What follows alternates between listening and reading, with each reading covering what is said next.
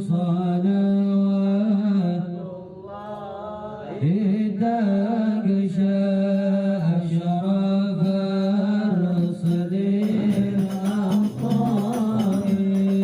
وتمر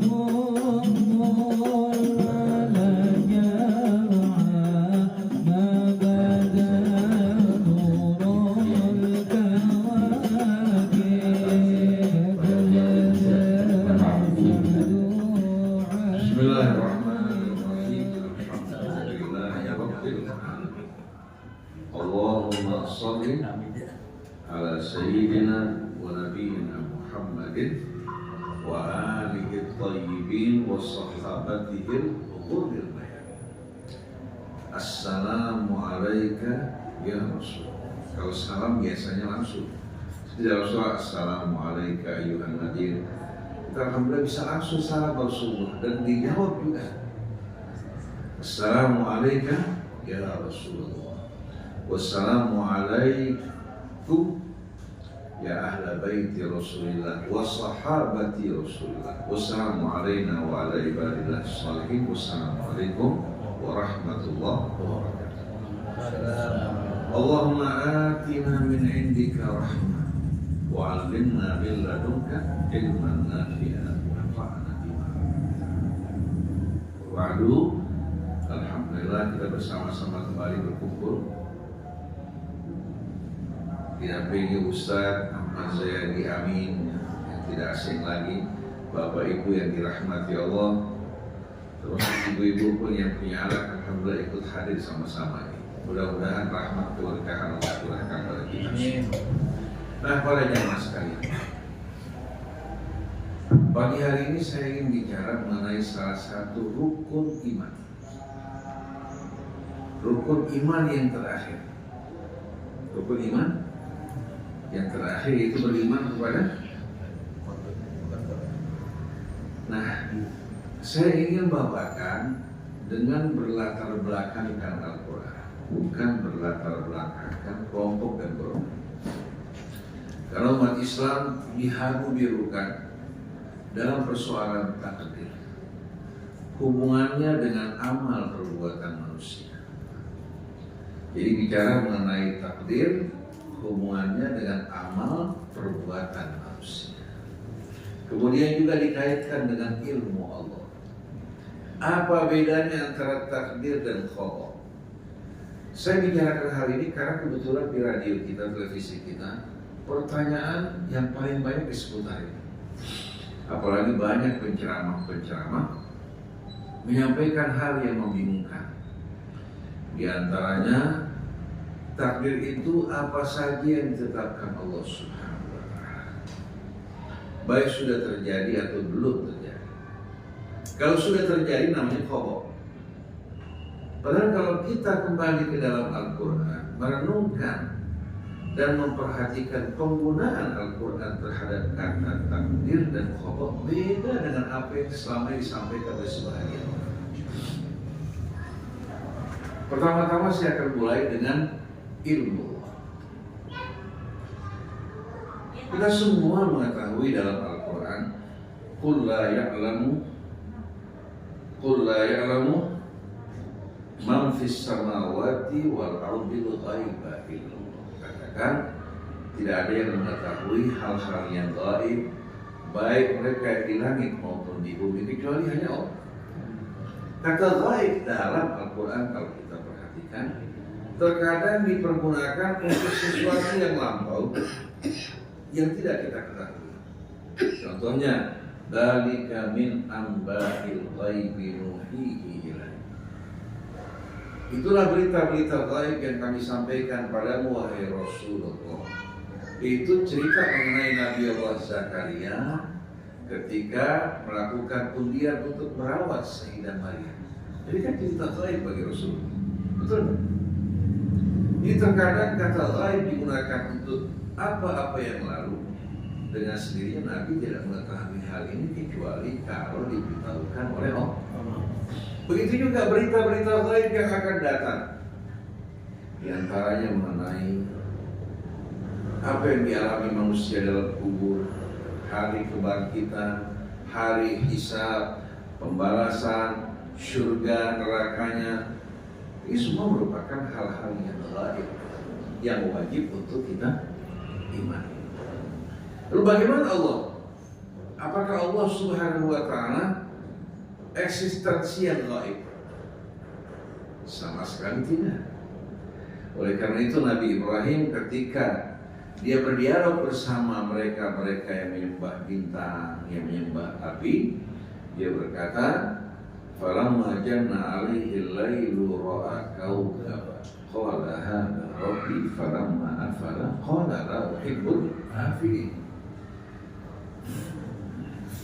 Kemudian, "Falamma ra'a al-qamara bazighan qala hadha rabbi, falamma afala qala la illam yahdini rabbi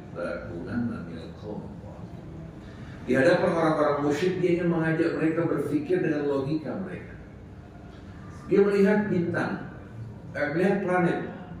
Planet ini bercahaya, dan kita tahu satu-satunya planet yang bercahaya Venus, atau dipanggil bintang kejora, yang biasanya dipanggil juga bintang timur kalau matahari ya katakan matahari mendekati pagi hari, kelihatan tuh bintang di sebelahnya. Padahal bukan bintang, dia planet. Begitu dia menyaksikan bintang Venus, planet Venus, Ibrahim mengatakan, ini Tuhan. Ini bukan berarti Ibrahim meyakini, cuma mengajak mereka berpikir dengan logika mereka. Begitu tenggelam, dia mengatakan, saya tidak percaya Tuhan yang tenggelam. Saya butuh Tuhan setiap saat, yang menemani saya, bersama saya dimanapun saya berada. Kalau terbit tenggelam. Begitu juga waktu dia menyaksikan bulan tenggelam, bulan muncul, dia mengatakan ini Tuhan. Tapi begitu bulan tenggelam, dia mengatakan, kalau Tuhanku tidak menunjukkan aku, niscaya aku akan tergolong dari orang-orang sesat. Begitu juga menyaksikan matahari, maka ini Tuhanku, ini baru dia. Dia lebih besar lagi. Tapi ternyata begitu dia tenggelam, dia mengatakan, ya qaumi inni bari'un mimma tusyrikun. Aku berlepas tangan dari apa yang kalian persekutukan. Inni wajjahtu wajhiya lilladzi fatara samawati wal ardh. Aku hadapkan wajahku kepada pencipta langit dan bumi, bukan kepada langitnya, bukan pada buminya, tapi kepada pencipta langit dan bumi. Hanifan muslimah wa ma ana minal musyrikin. Jadi kita lihat Ibrahim menerangkan bahwa Tuhan itu eksistensi yang harusnya bersama kita setiap saat, yang kita butuhkan setiap saat. Kalau terbit tenggelam bukan Tuhan. Nah, kira-kira kita mampu nggak melihat Tuhan dengan mata kita? Tidak mungkin, karena bola mata kita hanya dipergunakan melihat benda, makhluk. Itu pun tidak semua makhluk bisa kelihatan. Kalau terhalang oleh dinding tidak mungkin melihat. Nah, kata gaib dari pandangan mata kita bisa. Tapi kalau gaib artinya tidak hadir, itu tidak benar. Allah selalu bersama kita, wa huwa ma'akum aina ma kuntum. Cuma Allah mengatakan la tudrikuhul absar wa huwa yudrikul wa huwa latiful khabir. Mata tidak mampu untuk menjangkau dirinya, tapi kemana perginya pandangan mata diketahui oleh Allah. Jelas kan? Jelas kan? Nah kemudian Imam Ali pernah ditanya, Har-ra'aita rabbak, kamu pernah lihat Tuhanmu? Dia mengatakan, anna a'budu man lam ara. Masa saya akan menyembah yang saya tidak lihat? Ra'athul qulub bihaqiqatil iman. Tapi yang melihat kalbu dengan hakikat keimanan, melalui ayat-ayat bukti-bukti kebesarannya. Malah tarahul uyun yang nggak bisa dilihat. Kita, jiwa kita ada nggak? Roh kita ada nggak? Bisa kita lihat. Nah, apalagi yang menciptakan ruh dan jiwa, dia maha lembut, maha tahu, dan tidak harus bola mata kita melihat hingga kita percaya. Banyak di alam ini yang mata tak mampu melihat, tapi mengimani keberadaan, dan dia meliputi segala sesuatu. Jadi ilmu Allah mencakup yang lalu, mencakup yang kini, mencakup juga yang akan datang. Alimul ghaibi wasyahadah, huwa rahmanur rahim. Nah, saya ingin tanya pada para jemaah. Sebagian orang mengatakan, Tuhan tahu nggak Fir'aun itu bakal jadi orang kafir? Abu Jahal bakal jadi orang kafir, Abu Lahab. Jawabannya Allah tahu. Sebelum terjadi Allah juga tahu. Berarti Allah yang menentukan dong. Jawabannya tidak benar. Asy-Syaikh Muhammad Mutawalli Asy-Sya'rawi dalam tafsirnya indah sekali. Dia mengatakan ilmu Allah sabiqun la sabiqun. Sabiqun diambil dari sabaqa yasbiqu. Artinya ilmu Allah mendahului kejadian. Karena ilmu Allah tidak dibatasi oleh ruang dan waktu. La sa'iqun, tapi bukan berarti ilmu Allah yang menggiring orang untuk kafir, yang menggiring orang untuk menjadi musyrik, yang menggiring orang untuk beramal, tidak. Allah memberikan pilihan kehendak bagi manusia. Jadi ilmu Allah mendahului kejadian, tapi tidak menggiring kejadian. Nah, saya ingin berikan contoh buat Bapak Ibu. Tolong diperhatikan ya. Kalau Bapak lihat cermin atau Ibu, kira-kira cermin itu menampakkan wajah Bapak apa adanya, apakah dia yang membentuk wajah kita? Apa adanya. Jadi kalau orang mukanya ada bolong-bolong, jangan marahin cermin. Betul nggak? Nah, cermin ini menampakkan wajah kita apa adanya, menampakkan seorang tampan, cantik, apa adanya.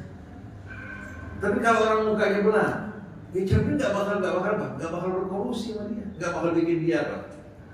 Tapi apa adanya ditampilkan.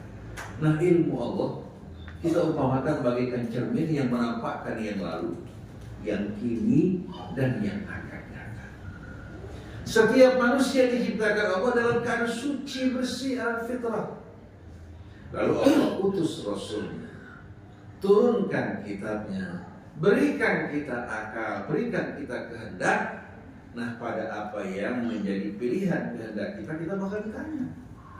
Tapi yang bukan pilihan kehendak kita, Allah gak bakal nanya. Contohnya, Ustaz Zayadi lahir di Cisarak, kira-kira bakal ditanya gak?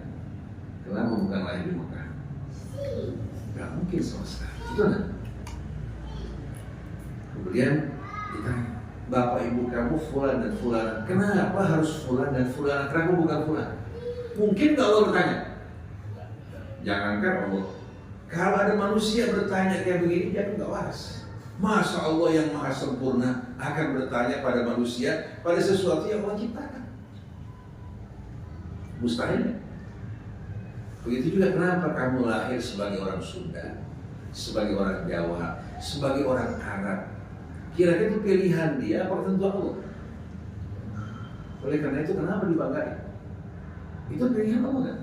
Orang Arabnya atau anak nabinya itu bukan pilihan dia, bukan usaha dia. Apa yang mau dibanggain?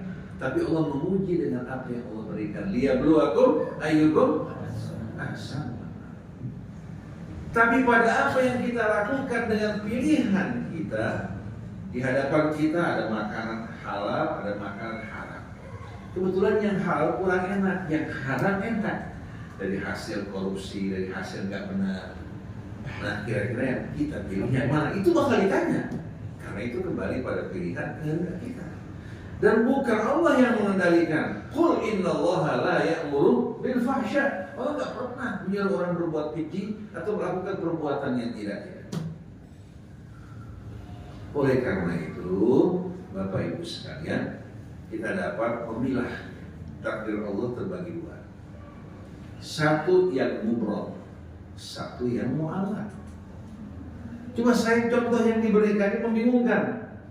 Yang mubrom itu yang langsung abramahullah bidun ikhtiyarin minal abdi, yang ditetapkan Allah langsung tanpa ada pilihan dari hamba. Seperti kelahiran kita dari ayah ibu fulan, bentuk rupa kita, warna kulit kita. Pernah nggak ada orang diciptakan ditanya sama Allah, nanti mau mukanya kayak apa, mau bapak ibunya kayak apa? Nggak ada. Semua ditentukan Allah. Ini semua namanya apa? Takdir dan qada mubram. Adapun yang mu'allaq itu kembali dia ta'allaq bima naf'al. wa nuhasabu ala dzalik, yang berhubungan dengan perbuatan dan pilihan kita bakal ditanya tentang apa yang kita pilih. Contohnya, orang katakan makan cabai, makan cabai, kira-kira asin atau pedas? Orang makan garam asin, makan gula mah. Nah kalau dia robah, kalau udah mesti asin baru bagi gula bakal asin juga, masukin gula, asin, pedas, manis. Itu namanya ketentuan Allah Subhanahu wa Ta'ala. Api panas membakar itu merupakan qada dari Allah. Kira-kira bisa nggak manusia bilang api berubah jadi dingin, bisa nggak? Tapi Allah yang menentukan, bisa nggak? Maka Allah bilang sama Nabi Ibrahim, ya narukuni bardan wa salaman ala Ibrahim. Nah ini semua merupakan qada mubrah. Oleh karena itu semua yang ditetapkan Allah langsung kita nggak bakal ditanya. Tapi ada yang mu'allaq, ya ta'allaqu bi af'alillah. Faman ya'mal mithqala dzarratin khairan yarah. Orang berbuat baik dapat balasan lebih baik. Wa man ya'mal mithqala dzarratin syarran yarah. Orang pergi ke rumah pelacuran, itu pilihan bukan? Nah, akibat dari perbuatannya itu namanya apa? Merupakan takdir mu'allaq. Karena kamu pilih jalan ini, kamu rasakan akibatnya. Kalau dia menikah, menjauhkan dari yang haram, dia mendapatkan kebahagiaan, kebersihan hidup, dzurriyyah yang baik, itu kembali kepada pilihan manusia. Artinya tergantung pilihan manusia. Hukumnya jelas. Hukumnya dari Allah jelas. Ini halal, bawa kebaikan, ini haram, bawa keburukan. Ini pernikahan yang akan membawa kebersihan hidup, ini perzinahan yang akan merusak kehidupan. Wala taqrabuz zina innahu kana fahishatan wa sa'a sabila. Jadi ini namanya apa? Takdirnya takdir tasyri'i. Syariat yang ditetapkan Allah bagi kita semua. Hasilnya mu'allaq, tergantung pilihan kita. Oleh karena itu nggak ada dicekokin cabai mau Allah Ta'ala, ada nggak? Tergantung pilihannya. Dia mau pedas, mau nggak pedas, pilihan manusia. Jadi yang mubram itu yang langsung ditetapkan. Sedangkan yang mu'allaq, ya, Allah menetapkan hukumnya, manusia yang memilih. Mau apa yang dipilih? Faman syaa'a falyu'min wa man syaa'a falyakfur. Orang berkata baik, hasilnya indah. Orang berkata buruk, menyakiti orang, menimbulkan permusuhan. Perkataan baik menghasilkan persahabatan dan kecintaan. Ini namanya apa? Ini merupakan ketetapan dan hukum dari Allah Subhanahu wa Ta'ala, takdir tasyri'. Tinggal kembali sama kita. Tapi kalau kita diciptakan dari ayah ibu fulan, bangsa fulan, suku fulan, ini kembali kepada takdir takwini, yang kembali kepada kun fayakun. Namanya takdir mubram. Namanya takdir mubram atau takwini, artinya kembali pada kehendak Allah. Kun fayakun, gak ada pilihan kita. Nah, setelah kita pahami hal ini jelas buat kita semuanya, bahwa yang dihisab oleh Allah apa-apa yang kita lakukan dengan pilihan kesadaran kita. Tapi kalau orang berbuat salah lupa, contohnya di bulan puasa lagi panas-panas, dia lupa dirinya puasa, dia makan, dia minum, batal gak puasanya? Batal? Enggak, kenapa? Bukan dengan kesadaran. Rufi al-qalamu, ya, ada antaranya, ya, orang yang dalam keadaan tertidur, yang pingsan, atau orang yang lupa sampai dia ingat, atau orang yang bodoh nggak tahu dia lakukan tanpa sengaja, dapat ampunan dari Allah. Atau orang yang terpaksa, famalitur rogai robalin wala adin wala ismail. Jadi Allah yang maha pengasih dan maha penyayang tidak akan pernah menghukum hambanya atas dasar kebodohan. Atau kalau dia dipaksa karena butuh harus makan babi dan beli yang makan nggak ada makan yang lain, Allah maafkan. Tapi yang kita lakukan dengan pilihan kesadaran kita, ini yang akan menjadi tanggung jawab kita. Wala tus'alunna yaumal qiyamati amma kuntum ta'malun. Jadi para jamaah yang dimuliakan Allah, kembali kita jelaskan ya. Jadi, pertama, takdir terbagi kepada takwini dan tasyri'i. Saya nggak bicara mubrom dan mu'alaq. Takwini artinya apa-apa yang ditetapkan Allah tidak kembali kepada pilihan kita, ya. Baik itu dalam bentuk hukum, contohnya hukum alam ya, hukum fisika, hukum biologi, hukum astronomi, itu namanya takdir takwini kembali kepada kehendak Allah. Sedangkan apa yang Allah turunkan dalam Al-Quran, seperti perintah untuk mendirikan sholat, mengeluarkan zakat, berpuasa di bulan Ramadan, ini namanya takdir tasyrik. Takdir artinya syariat yang ditetapkan Allah Subhanahu wa Ta'ala. Pelaksanaannya kembali pada kita. Kalau kita diperintahkan sholat, tidak mengerjakan, kita berarti melanggar takdir tasyrik. Kalau kita diperintahkan berzakat, tidak mengeluarkan, pelanggaran terhadap takdir tasyrik. Jangan bilang Allah kan maha kuasa untuk bikin dia sholat. Ini kalau takwini betul. Kalau Allah bilang kun fayakun gak jadi, berarti Allah lemah. Tapi kalau takdir tasyrik, syariat yang ditetapkan Allah Ta'ala, tinggal manusia yang melaksanakan. Dia taati Allah, dia dapat balasan yang baik. Dia ingkar kepada Allah, Allah akan berikan hukuman sesuai dengan perbuatan. Nah, kita ingin kembali kepada Al-Quran. Allah menerangkan kepada kita dalam Al-Quran mengenai takdir. Inna kulla syai'in khalaqnahu biqadar. Sesungguhnya kami telah menciptakan segala sesuatu, ya, di alam raya ini biqadar, dengan kadar dan hitungan. Nggak ada yang diciptakan sia-sia oleh Allah. Nggak ada yang namanya kebetulan, nggak ada. Inna khalaqna kulla syai'in biqadar. Alladzi khalaqa kulla syai'in faqaddarahu taqdira. Yang menciptakan segala sesuatu dan menetapkan ketentuan-ketentuan. Begitu juga firman Allah, sabbihisma rabbika alladzi khalaqa fasawwa walladzi qaddara fahada. Sucikan nama kebesaran keagungan Tuhanmu yang maha suci, yang maha adil, yang tidak pernah membolimi hambanya, tidak pernah sama sekali merugikan hambanya, tapi sebaliknya Allah selalu melimpahkan rahmatnya atas mereka. Yang menciptakan dan menyempurnakan ciptaannya dengan penuh keseimbangan. Lalu Allah menetapkan hukum-hukum pada makhluk yang diciptakan. Lalu Allah memberikan bimbingan petunjuk kepada kita. Saya mau tanya, manusia diciptakan dengan hukum kan? Dari mulai jantungnya terikat dengan hukum, paru-parunya, ginjalnya, pencernaannya. Kalau nggak ada hukum, nggak mungkin ada dokter. Dokter menjadi dokter karena mempelajari hukum-hukum aturan Allah yang terdapat dalam tubuh manusia. Bagaimana pencernaan bekerja, bagaimana jantung bekerja, bagaimana paru-paru bekerja.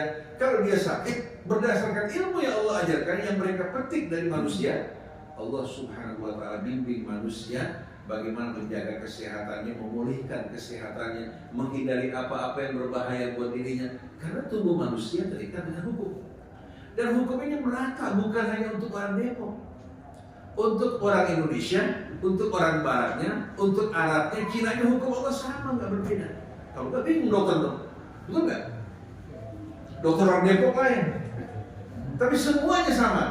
Periksa darah, leukosit sekian normal, di bawahnya nggak normal, di atasnya nggak normal. HB sekian normal, di bawah di atasnya nggak normal. Ini hukum berlaku bukan hanya untuk orang Depok, bukan hanya untuk orang Cibubur, untuk seluruh manusia. Betul nggak? Begitu juga alam astronomi, dari mulai planet, bintang-bintang, semua terikat dengan ukuran. Allah berfirman, wasyamsu tajri limustaqarrin laha dzalika taqdirul azizil alim wal qamara qaddarnahu manazila hatta 'ada kal 'urjunil qadim la syamsu yanbaghi laha an tudrikal qamara wa lal laylu sabiqun nahar wa kullum fi falakin yasbahun. Perhatikan coba. Matahari, dia sebagai poros bagi planet-planet yang mengelilinginya. Oleh karena itu Allah namakan mustaqar. Mustaqar menunjukkan dia sebagai poros. Tapi walaupun dia sebagai poros, tajri li mustaqarrillah, dia matahari beredar mengitari pusat galaksinya sebagaimana bumi mengitari matahari. Matahari ternyata bersama bumi, bersama seluruh planet, dia beredar mengitari pusat galaksi sambil bertasbih kepada Allah Subhanahu wa Ta'ala. Lalu Allah tetapkan dzalika taqdirul azizil alim, itulah perhitungan ketetapan yang datang dari yang maha perkasa lagi maha tahu. Pernah nggak hari ini lihat matahari terlambat terbit? Terlambat terbenam? Pernah nggak? Bumi kita juga berputar pada sungguhnya mengitari matahari, tidak pernah terlambat sedikit pun. Kalau jam kita kan sering terlambat, betul nggak? Apalagi orangnya. Masuk kelas mesti jam 9:08, datang jam 8:30. Ada aja halangannya, ya ribut di rumah sama istri atau anak-anak ini itu atau macet di jalan, betul nggak? Kalau Allah yang maha kuasa Al-Aziz nggak mungkin. Semua di bawah hukum Allah, Al-Alim lagi maha tahu. Jadi kita perhatikan takdir Allah dalam Al-Quran dihubungkan dengan apa? Dengan makhluk alam semesta ini. Pernah nggak Bapak Ibu lihat kata takdir dihubungkan dengan amal manusia? Ada nggak? Pernah nggak? Dengan amal ya, manusianya, penciptaan dia semua dengan ukuran dan takdir Allah. Tapi amal manusia pilihannya ditakdirkan, ada nggak dalam Quran? Tunjukkan. Ada nggak? Tidak ada satu Quran. Cuma sebagian orang berdalil dengan firman Allah, tapi salah paham. Wallahu khalaqakum wa ma ta'malun. Pada ayat sebelumnya, ata'buduna ma tanhitun, wallahu khalaqakum wa ma ta'malun. Apa kalian akan menyembah apa-apa yang kalian pahat dengan tangan kalian? Padahal kalian bersama apa yang kalian pahat itu ciptaan Allah. Bukan amal kita yang kita kerjakan, tapi manusia dan berhala yang dibuat batu itu siapa? Punya Allah. Masa apa yang Allah ciptakan untuk kalian jadikan sembahan, yang kalian buat dengan tangan kalian jadikan sembahan, ini luar biasa. Mereka bawakan ayat dalam suratul Qasas. Allahu yakhluqu ma yasha'u wa yakhtar. Maka lahumul khiyaratu min amrihim. Allah menciptakan apa saja yang Allah kehendaki dan dia menentukan pilihan. Manusia tidak punya pilihan dalam penciptaan makhluk, ya.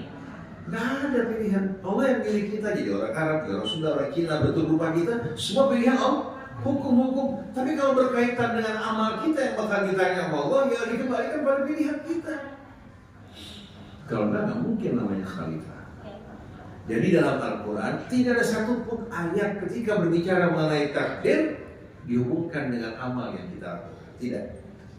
Yang ada hukumnya datang dari Allah. Ini jalan lurus, kamu tempuh, kamu selamat. Ini jalan yang akan menjerumuskan kamu ke neraka. Yang jalan ke neraka nggak bakal sampai ke surga. Yang jalan ke surga nggak bakal disampaikan ke api neraka. Jadi semua kembali pada pilihan kita. Jangan kita beranggapan bahwa pekerjaan yang kita lakukan, apalagi menisbatkan mencuri, berzina, membunuh kepada Allah, ini perbuatan dosa besar.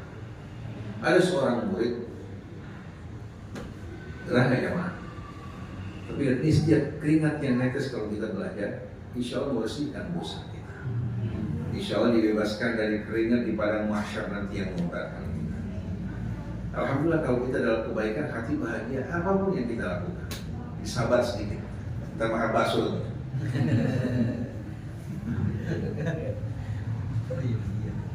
Ada seorang guru menyampaikan ceramah, seorang guru terbuka ini. Dia bilang sama murid-muridnya, semua di alam raya ini terikat dengan kehendak Allah. Semuanya, langitnya, buminya, hewannya, tumbuh-tumbuhannya, termasuk kita semua. Si murid bertanya, saya ingin bertanya, ya Maulana, kalau seorang mencuri, seorang membunuh, seorang berbuat yang tidak-tidak, apakah itu ditakdirkan Allah?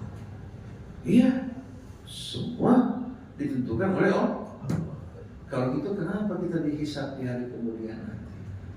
Itu kehendak Allah. Kita ini makhluknya harus menerima apa saja yang Allah Subhanahu wa Ta'ala kehendaki. Padahal Allah bilang, wa ma rabbuka bidzallamin lil abid. Tuhanmu tidak pernah berbuat zalim pada hamba. Hari ini tahu nggak kata zalam dalam bahasa Arab mubalaghah fil itsbat. Arti mubalaghah dalam itsbat. Tapi kalau masuk nafi berarti mubalaghah fil nafi. Sekali-kali Tuhanmu tidak pernah berbuat zalim pada hamba. Nah, kalau manusia dikendalikan Allah berbuat dosa, nah lalu dihisab di hari kemudian nanti, apa nggak boleh? Akhirnya muridnya ambil batu, lontarin kepala gurunya berdarah si guru. Si guru marah luar biasa. Si guru bertanya, kenapa kamu lakukan ini? Dia bilang, kan takdir Allah, Pak. Kalau gitu orang kalau mencuri nggak boleh dihukum. Yang berzina, yang selingkuh nggak boleh diadili. Kenapa? Takdir, betul nggak? Oleh karena itu dosa besar, sudah berbuat dosa, menisbatkan kepada Allah yang tidak benar. Maka Sayyidina Umar berhadapan sama orang begini, dicambuk langsung. Jadi kita harus tahu bahwa kata takdir itu kembali kepada hukum-hukum Allah. Ada yang sifatnya takwini, hukum yang mengatur alam raya dan diri kita. Ada yang tasyri'i. Kalau tasyri'i itu hukum-hukum syariat yang Allah tetapkan bagi kita, tergantung bagaimana sikap kita. Kalau kita taati Allah, Allah janjikan apa-apa ya amat indah bagi orang yang bertakwa. Menentang hukuman yang Allah Subhanahu wa Ta'ala berikan kepada kita. Jadi para jamaah sekalian, seringkali orang menafsirkan takdir tanpa merujuk kembali kepada Al-Quran, mendatangkan kebingungan. Di radio Roja, belum lama seorang ditanya, Ustaz, saya mau tanya, apakah kita semua sudah ditakdirkan masuk neraka atau surga? Sudah ditakdirkan. Si murid bertanya, kalau itu apa gunanya kita beramal? Kamu beramal, kamu kan tidak tahu diri kamu di surga atau neraka. Kamu nggak pernah ngintip sama sekali kan? Beramal aja. Jadi dia beramal tapi hati was-was, betul nggak? Kalau Quran tidak, hati kita dibuat tenteram. Allah nggak bakal zalimi kamu. Bahkan bukan hanya tidak zalim. Kalau kamu berbuat satu dosa, dikenakan satu hukuman. Kalau kamu berbuat kebaikan, diberikan 10 balasan sampai 700 kali lipat. Kalau niat berbuat baik nggak bisa dikerjakan, dapat 1 pahala. Niat berbuat buruk, ya, kemudian dibatalkan, dapat lagi 1 pahala. Bayangkan coba. Kalau kita datang sama Allah bertobat dari semua dosa kita, Allah hapuskan dosa kita, bahkan digantikan dengan amal soleh. Illa man taba wa amana wa amila amalan sholihan fa ulaika yubaddilullahu sayyi'atihim hasanat. Yang tadinya penuh dosa dihapuskan, diganti sama amal kebaikan, rahmatnya Allah pada orang yang bertobat. Jadi kira-kira Allah ini mungkin nggak zalim kalau begitu pemurah? Mustahil. Sampai Imam Ali Zarabi mengatakan, ajaban liman ghalabat ahaduhu asyarati. Sungguh mengherankan orang yang bilangan satuannya, dosanya bisa mengalahkan bilangan puluhannya. Karena dosa nggak dilipat gandakan, kebaikan dilipat gandakan. Betul nggak para jamaah? Sudah berbuat dosa kita masih salahkan Allah takdir. Tapi kalau lagi untung, lagi berhasil, siapa dulu dong orangnya? Anaknya baik, siapa dulu dong orang tuanya? Begitu anaknya rusak, dibilang apa? Takdir. Saya udah sekolahin di sekolah Ustaz Zayadi, tapi bagaimana caranya dia gimana? Betul nggak? Malah yang lebih jahat lagi, ini anak ibu. Kalau baik, anak bapak. Betul. Orang Arab jahiliyah dulu, kalau anaknya baik, waladi. Tapi kalau anaknya rusak, walad ummu, anak ibunya. Dosa apa ibunya? Bahkan dosa manusia kan gara-gara Siti Hawa bujukin Nabi Adam supaya apa? Supaya makan. Itu bohong besar. Itu kebohongan besar. Jadi kalau kita lihat, kita ini selalu mau menang. Kalau berhasil baik, kita bilang usaha kita. Kalau amruk, kalau salah, takdir Allah. Tilka idzan qismatun bisa. Jadi para jamaah sekalian, ya, saya nggak bisa selesaikan semua, nanti pertemuan lain kita bahas, kita berikan contoh-contoh yang amat banyak. Karena masalah ini yang kadang-kadang bisa membingungkan.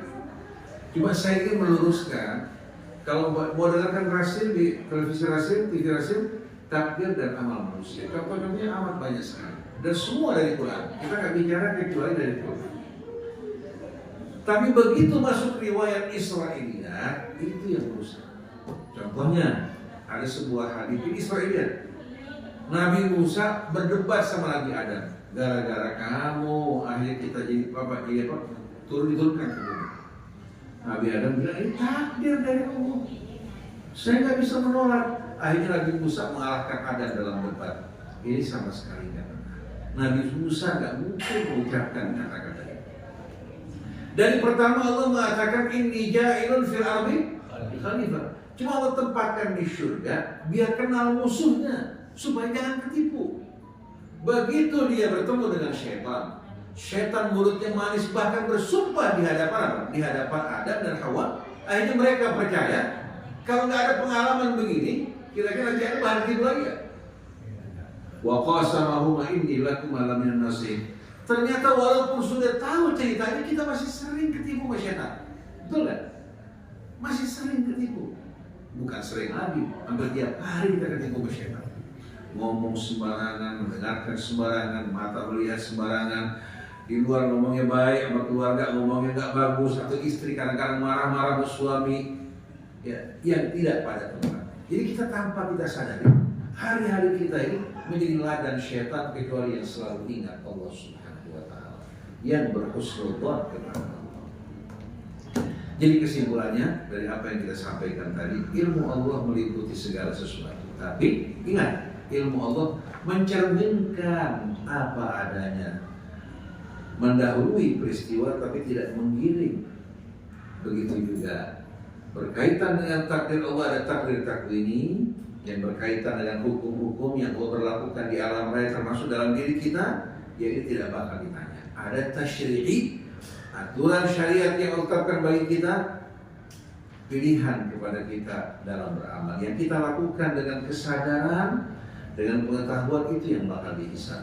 Kalau kita tidak sengaja atau bodoh atau lupa atau pingsan atau terpaksa dimaafkan Allah, itulah Tuhan kita yang Maha Pengasih lagi Maha Penyayang. Wa ilahukum ilahun wahidun la ilaha illa huwa rahmanur rahim.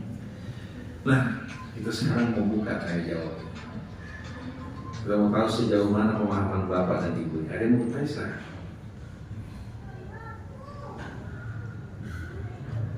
Ibu-ibu yang mau tanya di belakang silakan. Ibu-ibu paling tidak seharusnya bisa lebih dekat lagi tadi biar bisa apa namanya? Mungkin ibu-ibu yang mengeluhkan keadaan Jokowi yang tadi kurang perhatian sama rakyat, pokoknya. Silakan para jamaah ibu-ibu yang mau bertanya, bapak-bapak. Silakan. Ada itu nggak ada speaker? Terus ibu agak ke depan sedikit, tempat laki-laki sebelah kanan tapi bisa masuk depan tuh. Ini sebetulnya jadi kalau untuk buka ini ada. Plastik kan ke bawah, hujan. Tapi angin masih mau masuk kalau itu. Kalau hujan aja. Silakan ibu. Ya, bismillahirrahmanirrahim. Assalamualaikum warahmatullahi wabarakatuh. Waalaikumsalam warahmatullahi wabarakatuh. Setelah mendengar penjelasan dari Bapak Ustaz, yang ingin saya tanyakan adalah sejauh mana doa kita bisa mengubah takdir, Ustaz? Baik. Itu saja cukup, Ustaz. Assalamualaikum Baik, ibu sekalian. Saya ke depan sedikit ya. Jadi sejauh mana doa kita bisa mengubah takdir? Rasulullah SAW mengatakan la yaruddul qada illa doa. Tidak ada yang dapat merubah ketetapan Allah kecuali doa. Oleh karena itu doa itu sila umum senjata yang luar biasa, yang paling aman. Sebagai contoh, ketika Nabi Ibrahim dilontarkan ke dalam api sifatnya panas membakar, betul tidak? Allah Subhanahu wa Ta'ala ketika mendengarkan doa Ibrahim, hasbiyallah wa ni'mal wakil, ni'mal maula, Allah katakan ya naru kuni bardan wa salaman ala Ibrahim. Wahai api, berubahlah kamu dari panas menjadi dingin, dari ancaman menjadi keselamatan buat Ibrahim. Ini khusus buat Ibrahim. Karena pada saat itu si api tetap membakar kayu, menghasilkan panas. Tapi buat Ibrahim Allah ubah. Kira-kira berubah nggak yang doa? Nabi Zakaria yang mandul, istrinya juga sudah tuh. Ada yang mengatakan sudah sampai 90 tahun. Nabi Zakaria berdoa, fanada Rabbi la tadharni fardan wa anta khairul warithin. Dalam doa yang Rabbi habli min ladunka dzurriyyatan thayyibatan innaka sami'un. Tahu-tahu fanadatul malaikatu wa huwa qa'imun yusalli fil mihrab annallaha yubashshiruka bi yahya. Ketika dia sedang salat dalam mihrabnya, malaikat turun memberikan kabar gembira. Allah memberikan kabar gembira buat kamu seorang anak yang bernama Yahya. Musaddiqan bi kalimatin min Allah wa sayyidan wa hasuran wa nabiyyan min as-salihin. Nabi Zakaria yang tua, istrinya yang mandul, ketika dikabarkan bahwa dia dapat anak, kaget yang luar biasa. Dia percaya tak percaya, bilang Rabbi anna yakunu li ghulamun wa kanat imraati akhirah. Rabbi anna yakunu li ghulamun wa qad balaghani al-kibaru wa imraati. Wahai Tuhanku, bagaimana saya akan dapat anak? Saya udah tua renta, istri saya mandul. Dalam ayat yang lain dalam surat Maryam, anna yakunu li ghulamun wa kanat imraati akhirah wa qad balagtu min al-kibari. Dijawab oleh Allah, qala kadzalika qala rabbuka huwa alayya hayyinun wa qad khalaqtuka min qablu wa lam taku syai'an.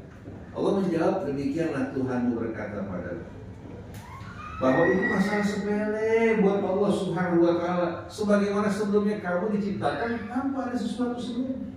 Apalagi yang sudah ada ibunya, sudah ada bapaknya, betul tidak?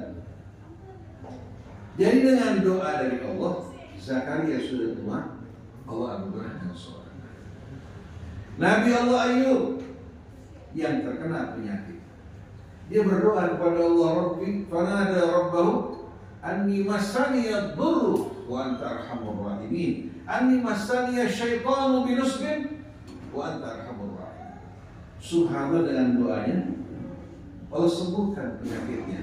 Allah perintahkan Ayub untuk menghentakkan kakinya hingga keluar mata air. Allah sembuhkan dengan air. Dia minum dan memandikan diri. Allah kasih subhanallah, bagaimana rahmat Allah terhadap hambanya yang hatinya berdoa dengan khusyuk kepada Allah Subhanahu wa ta'ala. Begitu juga in qala lahumun nas inna an-nasa qad jama'u lakum fakhshawhum fazadahum imana wa qalu hasbunallah wa ni'mal wakeel. Fanqalabu bi ni'matin min Allah lam yamsashum su' wa tabu'u ridwan. Bagaimana mereka diancam, bahwa sekutu telah mengepung kalian dari berbagai macam penjuru, jawaban mereka hasbunallah. Akhirnya Allah selamatkan mereka, tidak terkena sedikit pun keburukan, malah pasukannya lari tunggang langgang dengan rahmat Allah. Oleh karena itu kita harus ingat, Allah menerangkan yamhullahu ma yasha' wa yuthbit. Allah menetapkan, menghapuskan apa yang Allah kehendaki dan menetapkan bagi Allah mudah. Membuat api yang panas kayak ini, yang mandul bisa punya anak, yang sakit bisa sembuh, jangankan sakit, yang mati bisa Allah hidupkan. Sedikit lagi bisa. Jadi bapak-bapak, ibu-ibu sekalian, jangan pernah berkecil hati berhadapan dengan kekuatan yang mengepung kita atau hukum yang menekan kita. Kembali pada Allah, mohon pada Allah. Istri yang hidupnya dalam kesempitan, kesusahan, atau suaminya banyak penyakit, minta sama Allah agar suami diberikan hidayah. Pada saat sunyi menangis, minta pada Allah. Yang sempit rezekinya, minta kelapangan rezeki. Tapi jangan datang kepada orang, jangan datang kepada orang yang tahu, disuruh mengajukan ini itu dan lain sebagainya. Oleh karena itu, sama Habib pun yang ngaku-ngaku ramah, jangan datang. Tapi kalau Habibnya ngajak minta sama Allah, boleh. Kita doakan dia supaya dimudahkan, di samping membimbing dia untuk kita mau. Tapi kalau datang ke paranormal, udah susah diperas lagi, harus bawa ini, harus bawa itu, dan lain sebagainya. Jadi doa ini senjata orang yang beriman. Oleh karena itu Allah bilang, wa qala rabbukum ud'uni astajib lakum. Jadi kita lihat takdir yang menghempit kita gara-gara dosa, kesalahan kita, atau berhadapan dengan kondisi keadaan yang tidak mampu kita elakkan, dengan mudah Allah Subhanahu wa ta'ala ubah. Jadi jangan kita bertentukan Allah mungkin bisa berubah. Allah menghapuskan apa yang Allah kehendaki. Allah juga menetapkan apa yang Allah kehendaki. Wa indahu ummul kitab. Ini bukan berarti ilmu Allah berubah-ubah, tidak. Ilmu Allah meliputi segala sesuatu. Tapi kita manusia kan namanya manusia. Orang lain bisa aja berbuat yang enggak ngancam kita. Orang naik motor katakan dari 4 ugal-ugal. Kalau kita berdoa pada Allah, Allah selamat. Mau keluar dari rumah kita berdoa, berlindung kepada Allah. Anak-anak kita di luar kita doakan mereka, ya Allah jaga mereka. Jangan sampai mereka terkena marah bahaya. Allahumma barik lana fi auladina wa Allahumma wafiqhum li ta'atika wa rasulika. Allah jaga yang di luar, jaga yang di rumah. Jangan pernah berhenti berdoa. Lagi mau bertanya ya Allah? Ada? Kalau ada sekarang bapak-bapak yang bertanya, silakan. Belum ada yang bisa nanya. Silakan. Assalamualaikum warahmatullahi wabarakatuh. Waalaikumsalam. Begini, Pak Habib, nanya tentang ini, tentang takdir juga. Silakan. Yang saya ketahui itu bahwa Al-Quran Lauhul Karim itu sudah tercipta lebih dahulu di Lauhul Mahfuz, kemudian diturunkan ke langit dunia dan diturunkan sesuai dengan dakwah Nabi, diturunkan per ayatnya. Yang pertanyaan saya adalah, apakah Abu Lahab itu sudah merupakan takdirnya takdir takwil atau tasri? Karena kalau sudah tercipta dalam Al-Quran, seandainya Abu Lahab itu dia berbuat baik, bagaimana dengan yang tercipta lebih dulu Al-Quran? Mohon pencerahan ini. Terima kasih. Assalamualaikum warahmatullahi wabarakatuh. Jadi begini ya, kan saya bilang Quran itu cermin dari ilmu Allah. Cermin dari ilmu Allah. Dia mencerminkan, kalau cermin hanya mencerminkan kita di saat berhadapan. Kalau ilmu Allah yang lintas ruang dan waktu, dia mampu untuk merampakkan apa yang lalu, yang kini, dan masa lalu. Nah, hukum-hukum Allah ini berdasarkan ilmu yang meliputi segala sesuatu. Kalau kita katakan menemukan sesuatu dengan ilmu kita anggap bermanfaat sekarang, belum tentu besok tidak kelihatan bahayanya. Berapa banyak obat-obatan bermanfaat, tahu ternyata efek sampingnya di masa akan datang lebih berbahaya dibandingkan manfaatnya, sampai digagalkan itu. Manusia baru tahu berdasarkan eksperimen. Kalau Allah Subhanahu wa Ta'ala dengan ilmunya mengikuti segala sesuatu. Allah sebelum turunkan Quran pada Nabi kita, Allah tempatkan di tempat yang bernama Lauh Mahfuz atau kitab. Fala tuqsimu bi mawaqi'in nujum wa innahu laqasamun law ta'lamuna 'azim. Innahu laqur'anun karim fi kitabin. Begitu juga baru Al-Qur'anul Majid fi Lauhil Mahfuz. Sebelum diturunkan ke bumi, Quran sudah tersusun dalam sebuah kitab. Turun ke bumi pun Allah susun sebagaimana yang terdapat di Lauh Mahfuz. Nah, Allah turunkan Quran secara bertahap. Wa Quran farqnahu litaqra'ahu 'alan nasi 'ala mukfin wa nazzalnahu tanzila. Allah turunkan secara bertahap supaya ayat demi ayat yang diturunkan bagikan obat yang tepat waktu. Kalau enggak manusia enggak bakal paham Al-Quran. Diturunkan sesuai dengan kebutuhan manusia, dan Quran ini merupakan ilmu Allah. Allah mengetahui yang lalu, yang kini, dan yang akan datang. Tidak mungkin mau salah. Jadi Allah tidak menurunkan hukum untuk satu orang saja. Hukum ini berlaku untuk semua orang. Tukang jahat untuk kita juga semuanya. Abu Lahab dihukum bukan karena Abu Lahabnya, tapi karena perbuatannya. Tabat yada abi lahabi wa tab ma aghna anhu maluhu wa ma kasab. Perbuatannya ini yang membuat dia kena kutukan Allah walaupun pamannya. Bilal diselamatkan Allah bukan karena Bilalnya, tapi karena iman takwanya walaupun dia menghadapi siksa. Abu Jahal bukan karena Abu Jahalnya, tapi karena perbuatan ini. Quran menanggapi dan menyikapi sebagai pimpinan yang menjelaskan mana benar, mana salah, mana baik, mana buruk. Saya mau tanya, kalau Allah hukum Fir'aun tanpa dia melalui cobaan, Fir'aun bakal bilang apa? Ya Allah, dosa saya kok dihukum karena dengan ilmu Allah dihukum. Tapi ilmu Allah ya, yang menyingkap segala sesuatu ini merupakan rahasia Allah, dibuktikan melalui perilaku manusia, baru manusia dihukum atas perbuatan.